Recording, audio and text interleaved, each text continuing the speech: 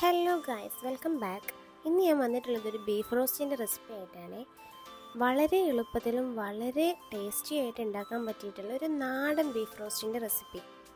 അപ്പോൾ നമുക്ക് വീഡിയോയിലോട്ട് പോകാം. അതിന് വേണ്ടിയിട്ട് ഞാൻ 1 കിലോ ബീഫ് കഴുകി വൃത്തിയാക്കി വെച്ചിട്ടുണ്ട്.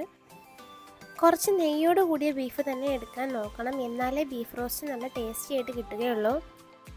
കഴുകി വെച്ച ബീഫിലേക്ക് കാശ്മീരി മുളക് പൊടി, മഞ്ഞൾപ്പൊടി, കുരുമുളക് പൊടി, മല്ലിപ്പൊടി, ഗരം മസാല, കുറച്ച് ജീരകത്തിൻ്റെ പൊടി, ആവശ്യത്തിനുള്ള ഉപ്പ് ഇത്രയും ചേർത്ത് നന്നായിട്ട് മിക്സ് ചെയ്ത് നമുക്ക് വേവിക്കാൻ വെക്കാം. ഞാനിതിൽ വെള്ളം ചേർക്കുന്നില്ല, കാരണം ഇത് വെന്ത് വരുമ്പോൾ ഇതിൽ നിന്ന് വെള്ളം ഇറങ്ങി വരും. അപ്പോൾ അതവിടെ വേവട്ടെ. ആ സമയം നമുക്ക് ഗ്രേവി ഉണ്ടാക്കാൻ നോക്കാം. അപ്പോൾ അതിനായിട്ട് 3 മീഡിയം സൈസിലുള്ള സവാള, 2 തക്കാളി, 3 പച്ചമുളക്, ഒരു 3 ടീസ്പൂൺ ഇഞ്ചി വെളുത്തുള്ളി പേസ്റ്റ്, കുറച്ചധികം കറിവേപ്പില, ഇത്രയാണ് വേണ്ടത്. ഇനി ഒരു പാന് വെച്ച് അതിലേക്ക് വെളിച്ചെണ്ണ ഒഴിച്ച് അത് ചൂടായി വരുമ്പോൾ അതിലേക്ക് ഒരു ഏലക്ക ചതച്ചതും ഉലുവയും കൂടി ചേർത്ത് കൊടുക്കാം. ഇതൊന്ന് മൂത്ത് വരുമ്പോൾ ഇതിലേക്ക് സവാള അരിഞ്ഞത് ചേർത്ത് കൊടുക്കാം. ഒരു നുള്ളു ഉപ്പും കൂടി ഇട്ടിട്ട് ഇത് നമുക്ക് നന്നായിട്ട് വഴറ്റിയെടുക്കണം. അപ്പോൾ ഉള്ളി ഒരു ലൈറ്റ് ബ്രൗൺ കളറായി വരുമ്പോൾ അതിലേക്ക് പച്ചമുളകും ഇഞ്ചി വെളുത്തുള്ളി പേസ്റ്റ് കൂടി ചേർത്ത് കൊടുക്കണം. ഈ ഇഞ്ചിയും വെളുത്തുള്ളിൻ്റെയും പച്ചമുളക് മാറുന്നത് വരേക്കും ചെറിയ ഫ്ലെയിമിൽ വെച്ചിട്ട് ഇടയ്ക്കിടയ്ക്കൊന്ന് ഇളക്കിക്കൊണ്ടിരിക്കുക. ശേഷം ഇതിലേക്ക് കുരുമുളക് പൊടി, ഗരം മസാല, മുളക് പൊടി, ജീരകത്തിൻ്റെ പൊടി ഇത്രയും ചേർത്തിട്ട് നന്നായിട്ട് ചെറിയ ഫ്ലെയിമിൽ വെച്ചിട്ട് തന്നെ ഒന്ന് വഴറ്റിയെടുക്കണം. ഈ പൊടികളുടെ പച്ചമണം മാറിയതിന് ശേഷം ഇതിലേക്ക് തക്കാളിയും കറിവേപ്പിലയും കൂടി ചേർത്ത് കൊടുക്കുക.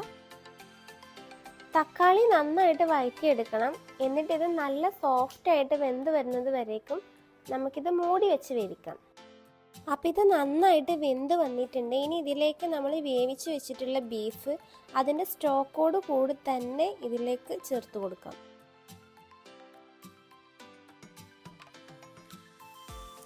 ഇനി ഈ ബീഫ് നന്നായിട്ട് കുറുകി വരുന്നത് വരേക്കും ചെറിയ തീയിൽ വെച്ചിട്ട് ഇടയ്ക്കിടയ്ക്ക് ഇളക്കി കൊടുത്തോണ്ടിരിക്കണം.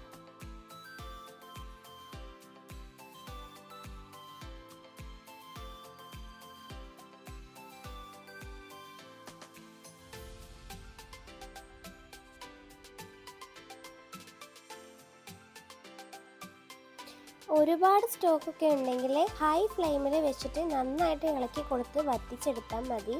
നമ്മൾ ഒരിക്കലും സ്റ്റോക്ക് ഒഴിവാക്കരുത്. ആ സ്റ്റോക്കിൽ കിടന്ന് വേകുമ്പോഴാണ് ബീഫ് റോസ്റ്റ് ഏറ്റവും ടേസ്റ്റി ആയിട്ട് കിട്ടുക. അപ്പോൾ ഇതിലെ വെള്ളമൊക്കെ വറ്റി വന്നിട്ടുണ്ട്. ഇനി നമുക്കിത് ഫ്ലെയിം ഓഫാക്കി ഒരു അരമണിക്കൂറിന് ശേഷം ഇത് സെർവ് ചെയ്യാം. നല്ല ടേസ്റ്റി ആയിട്ടുള്ള ബീഫ് റോസ്റ്റ് റെഡി ആയിട്ടുണ്ട് കേട്ടോ.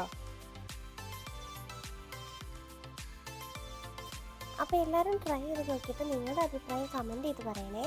ഇഷ്ടമായാൽ ലൈക്ക് ചെയ്യുക, കമൻറ്റ് ചെയ്യുക, സബ്സ്ക്രൈബ് ചെയ്യുക. അപ്പോൾ bye bye, thank you for watching.